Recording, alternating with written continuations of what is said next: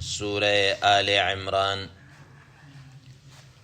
آیت نمبر 139.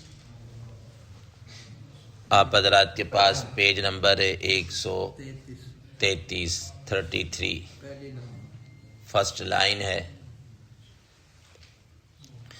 اعوذ باللہ من الشیطان الرجیم بسم اللہ الرحمن الرحیم.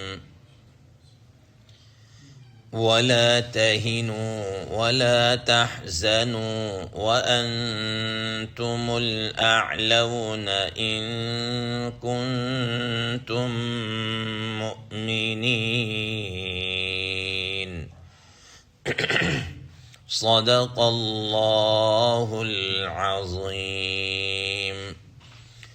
اللهم صل على محمد النبي الأمي وعلى آله وسلم تسليما كثيرا كثيرا.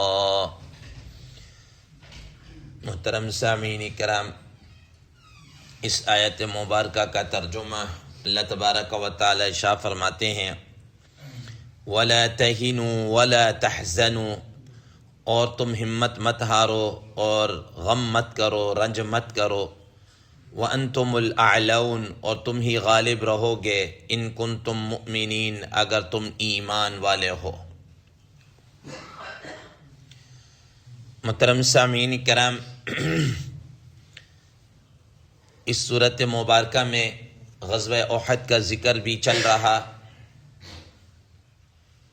غزوہ احد کے اندر مسلمانوں کو جو ابتداءً شکست ہوئی تو اس کے زمرہ میں اللہ تبارک و تعالی نے کچھ ہدایات عطا فرمائیں کہ تم لوگ آپس میں سود مت کھاؤ، آپس میں مسلمان جو ہیں وہ اللہ کی راہ میں خرچ کریں، اللہ اور اس کے رسول صلی اللہ علیہ وسلم کی اطاعت کریں.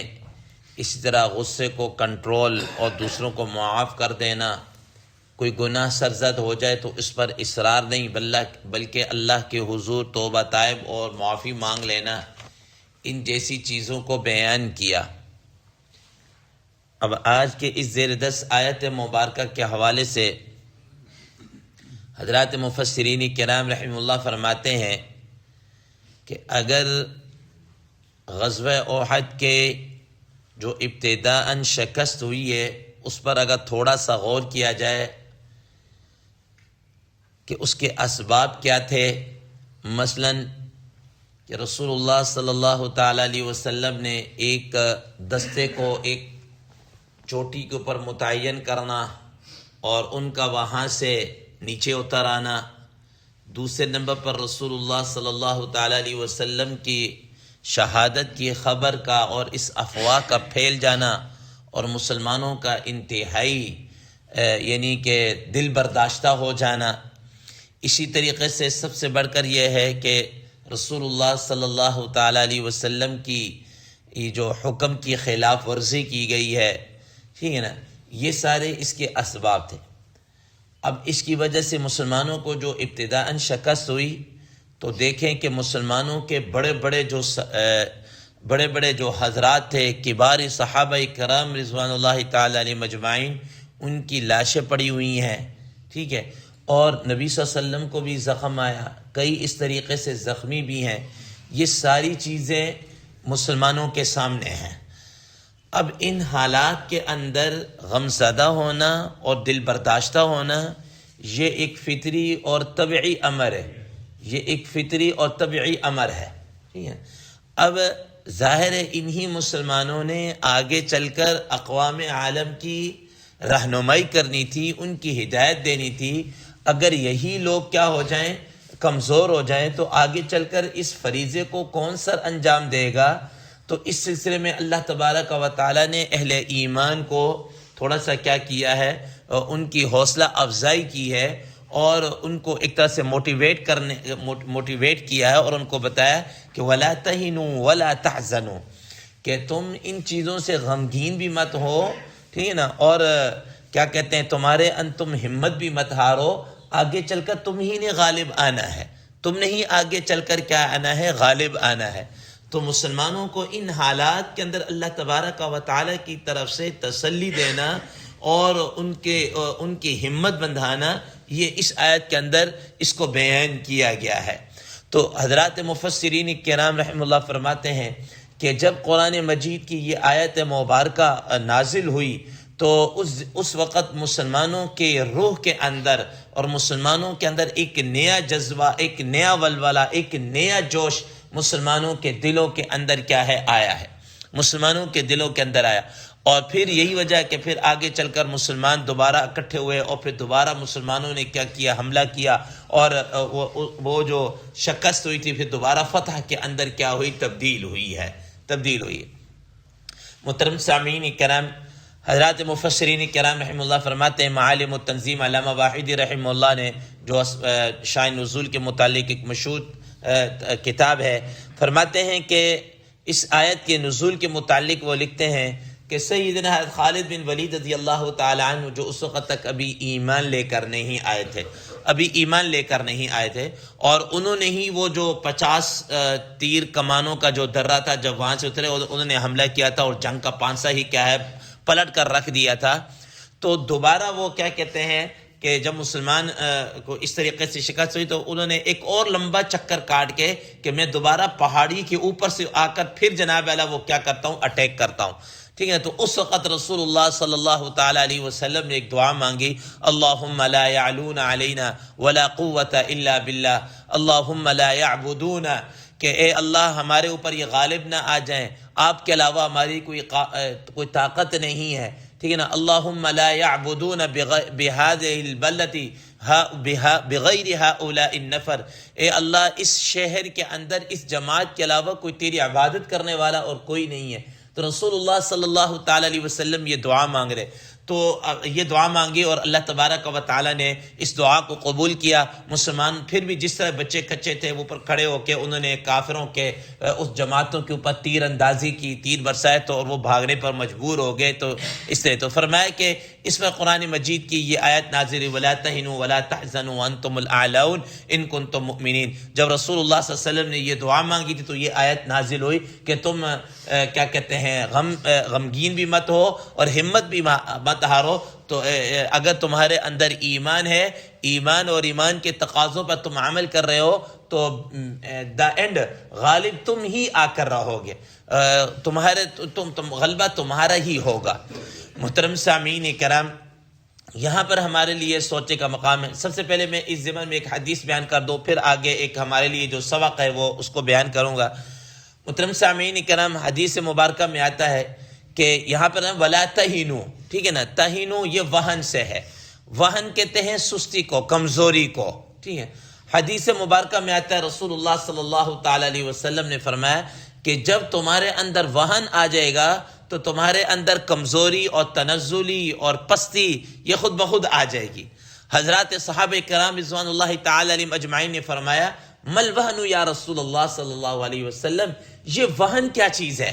یہ جو آپ کہہ رہے ہیں کہ وہن آ جائے گا، تمہارے اندر کمزوری اور سستی اور یہ ساری چیزیں آ جائیں گی، یہ وہن کیا چیز ہے؟ تو آپ صلی اللہ تعالیٰ علیہ وسلم نے فرمایا، کراہیت الموت وحب الدنیا، کہ یہ جو ہے وہن، یہ دنیا کی محبت اور موت سے نفرت، یہ کیا ہے؟ یہ وہن ہے۔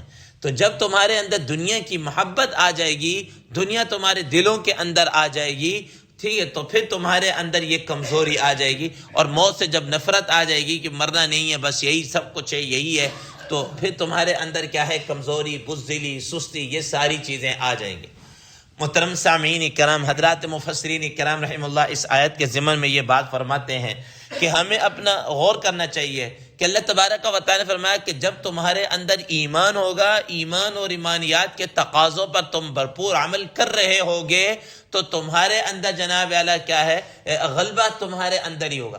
کہیں اگر تمہیں شکست یا تمہیں کہیں کچھ مسئلہ پیش آیا، تنزلی، یا کہیں یہ چیزیں آئی ہیں، پستی آئی ہے، تو پھر دیکھنا کہ تمہارے اندر ایمان کے تقاضوں پر کیا ہے؟ عمل نہیں ہو رہا ہوگا، کہیں تمہارے اندر ایمان کے تقاضوں پر عمل نہیں ہو رہا ہوگا۔ آپ حضرات کے علم میں ہے کہ حضرت سعد بن ابی وقاص رضی اللہ تعالی عنہ ان کے متعلق آتا ہے جب جنگ قادسیہ اور یہ سب کچھ تھا تو مسلسل جنگ ہو رہی تھی لیکن فتح نہیں ہو رہی تھی، تو حضرت سعد بن ابی وقاص رضی اللہ تعالی عنہ نے لشکر والوں کو اکٹھا کیا، اور اکٹھا کرنے کے بعد فرمایا کہ ہمارے اندر لازمی طور پر کوئی نہ کوئی ایسی بات ہو چکی، گناہ یا کوئی ایسا ہو چکا ہے جس کی وجہ سے اللہ تعالیٰ کی مدد اور نصرت نہیں آ رہی، فتح نہیں آ رہی، ٹھیک ہے؟ تو ہمیں چاہیے کہ ہم گڑ گڑا کر اللہ تعالیٰ سے اپنی معافی مانگیں، استغفار کریں اور اللہ تعالیٰ کے حضور گڑ گڑائیں، ٹھیک ہے؟ تو فرماتے ہیں کہ سارے لشکر نے اجتماعی طور پر اللہ تبارک و تعالیٰ کے حضور توبہ طائب ہوئے اور اس طریقے سے اللہ سے مدد مانگی اور دعا کی۔ پھر فرماتے ہیں اس کے بعد 3 دن مسلسل جنگ ہوتی رہی، اور پھر اللہ تبارک و تعالیٰ کی طرف سے کیا ہے نصرت آئی، اور دشمن کیا ہے بھاگا، اور مسلمانوں کو کیا ہے فتح آئی۔ تو اس کا مطلب یہ ہوا کہ کہیں نہ کہیں کمزوری آ جاتی ہے جس کی وجہ سے وہ جو مدد کا وعدہ ہوتا ہے اس کے اندر تاخیر ہو جاتی ہے۔ اسی طریقے سے آپ حضرات کے علم میں ہے حضرت عمر بن العاص رضی اللہ تعالی عنہ فاتح مصر ہے، انہوں نے حضرت عمر رضی اللہ تعالی عنہ کو ایک قلعہ جو فتح نہیں ہو رہا تھا اس کے متعلق خط لکھا کہ ہم 8000 جماعت ہیں اور قلعہ فتح نہیں ہو رہا، تو ہمیں ہدایات بھی دیں اور مزید کوئی فوج بھی ہماری جو نصرت کے لیے اور مزید کمک کے طور پر آپ افواج بھیجیں۔ تو حضرت عمر رضی اللہ تعالیٰ عنہ نے وہ خط پڑھا، روایات میں آتا ہے خط پڑھ بھی رہے ہیں اور رو بھی رہے، اور کہہ رہے ہیں کہ 8000 کی تعداد ہے اور پھر بھی جناب والا وہ فتح نہیں ہو رہا، اور کہہ رہے مزید کیا ہے فوج بھیجیں۔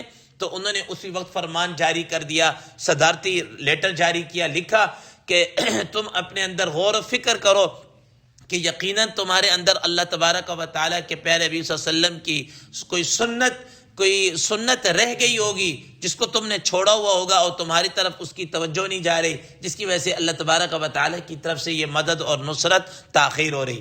اور فرمایا کہ میں مزید تمہارے پاس 4000 کا لشکر کیا ہے بھیج رہا ہوں، ٹھیک ہے نا؟ اب تمہاری تعداد پہلے 8000 ہے تو اب 4 مل کر 12 ہو جائے گی، اور یہ 12000 تعداد بہت زیادہ ہے، مسلمان اگر اتنی تعداد ہو تو مسلمانوں کو شکست ہو ہی نہیں سکتی۔ اور حضرات مفسرین کرام رحمہ اللہ فرماتے ہیں کہ وہ 4000 کون سی تعداد بھیجی؟ وہ صرف 4 افراد تھے، وہ صرف 4 افراد بھیجے جو 4000 کے برابر حضرت زبیر بن العوام رضی اللہ تعالی عنہ، حضرت حذیفہ بن الیمان رضی اللہ تعالی عنہ، حضرت خارجہ بن حذافہ رضی اللہ تعالی عنہ، حضرت عبادہ بن الصامت رضی اللہ تعالی عنہ، یہ 4 حضرات کیا ہے حضرت عمر رضی اللہ تعالی عنہ نے ان کی طرف کیا ہے بھیجے۔ اور پھر بالآخر وہ پتہ چلا کہ واقعتاً ان سے ایک سنت جس کو ہم معمولی میں اپنی بات کر رہا ہوں، جس کو ہم اپنے کیا سمجھتے ہیں معمولی سمجھتے ہیں، کہ وہ مسواک کی سنت ان سے کیا رہ گئی تھی جس کی وجہ سے جناب علیہ اللہ تعالیٰ کی نصرت کے اندر تاخیر ہو رہی تھی، ٹھیک ہے نا محترم؟ اب ہمارے لیے یہ سوچنے کا اور علمیہ اور فکر کا مقام کیا ہے کہ وہاں تو ایک سنت رہ گئی جس کی وجہ سے جناب اللہ یہ معاملہ ہو رہا تھا۔ ہم تھوڑا سا اپنا غور و فکر کریں، ہم تو فرائض تک کیا ہے چھوڑ رہے ہیں، مستحبات تو چھوڑیے نا، ہم تو فرائض تک کیا کر رہے ہیں چھوڑ رہے ہیں۔ پھر ہم جناب اللہ شکوہ کنا ہے کہ جی مسلمان پست ہو رہا ہے، مسلمان ذلیل ہو رہا ہے، مسلمان جناب رسوا ہو رہا ہے، اور یہ ہو رہا ہے اور وہ ہو رہا ہے، اس طریقے سے۔ تو ہم تھوڑے سے اپنے گریبان کے اندر تو جاگ کر دیکھیں نا۔ تو اس لیے فرمایا وَلَا تَهِنُوا وَلَا تَحْزَنُوا، کہ تمہارے اندر تم ہمت مت ہارو، تمہارے اندر کمزوری نہیں آنی چاہیے، غور و فکر رنج نہیں کرنا چاہیے تمہیں۔ اگر تم ایمان والے ہو تو تم ہی غالب ہو کر رہو گے۔ اس کا مطلب یہ ہوا محترم سامعین کرام، حضرات مفسرین کرام رحم اللہ نے فرماتے ہیں کہ اللہ تعالیٰ نے ایک اور بات کی طرف بھی توجہ دلا دی، ہمیں ایک اور سبق بھی دے دیا۔ دیکھیے انسان بس اوقات کوئی غلطی ہو جاتی ہے، اب یہ نہیں کہ اس چیز کو لے کر انسان بیٹھا رہے اور اپنا وقت ضائع کرے، اب جو ہو گیا ہے اس پر رنج نہیں کرے، بس ختم۔ اب آئندہ کی کیا کرے، پلاننگ کرے، آئندہ کی منصوبہ بندی کرے، آئندہ کو دیکھے کہ اب ہم نے کیا کرنا ہے۔ تو اس کے لیے فرمایا کہ ایمان کے تقاضوں پہ تم نے عمل کرتے رہے تو بالآخر فتح تمہاری ہوگی۔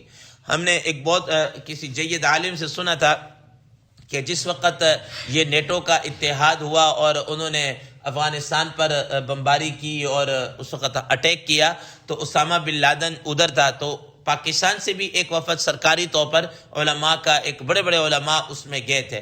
تو انہوں نے ملا عمر بھی تھے، اور اس طریقے سے جب گفتگو ہوئی اور ان سے بات کی کہ بھئی اس طرح ہے، تو انہوں نے بھی جناب علیہ سارے وفد کی گفتگو سننے کے بعد ان نے بھی یہی بات کی، وَلَا تَهِنُوا وَلَا تَحْزَنُوا وَأَنْتُمُ الْأَعْلَوْنَ إِن كُنتُم مُؤْمِنِينَ، کہ اگر تم کمزور نہ ہو اور یہ نہ ہو، اگر تم ایمان والے ہو نا تو بالآخر فتح اور غلبہ تمہاری ہی ہوگی، اور یہ تاریخ اس کے اوپر کیا ہے؟ شاہد ہے۔ اللہ تبارک و تعالی سے دعا ہے اللہ تبارک و تعالی ہمیں ان چیزوں پر عمل کرنے کی توفیق عطا فرمائے۔ وآخر دعوانا ان الحمد للہ رب العالمین۔